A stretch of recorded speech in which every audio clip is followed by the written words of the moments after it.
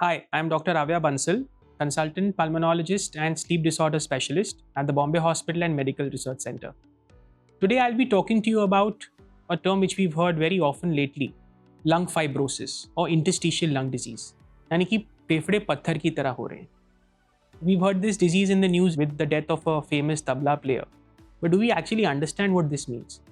Very often we have patients Googling and coming to us about lung fibrosis with very limited knowledge of this disease.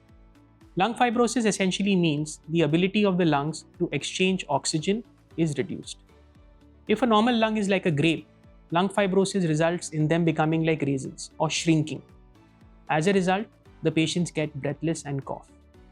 A disease which is diagnosed often very late because the symptoms are so mild in the beginning that they are missed.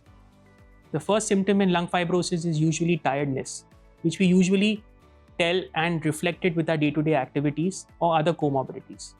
Over a period of time, this tiredness causes breathlessness, and finally, when the lung gets fibrosed, cough starts to develop. Once the patient starts coughing, he or she seeks intervention, normally meeting a physician and finally coming to the steps of a pulmonologist.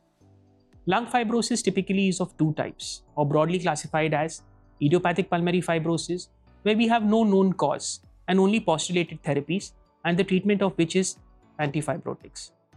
But the non-IPF or the non-interstitial pulmonary fibrosis part is what is the most common part and the most prevalent in our system and in our city today.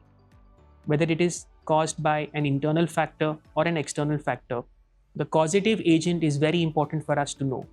The minute we understand the cause of interstitial lung disease, we can directly have a targeted and precision approach and counter and slow down the progression of this irreversible disease.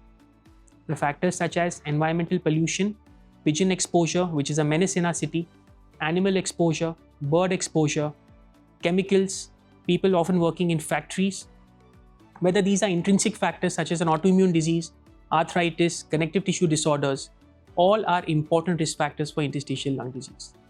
Once we have a clear understanding of the diagnosis of ILD, a targeted based therapy can be initiated for the patient. But medicines aren't the only thing which help improve the quality and quantity of life.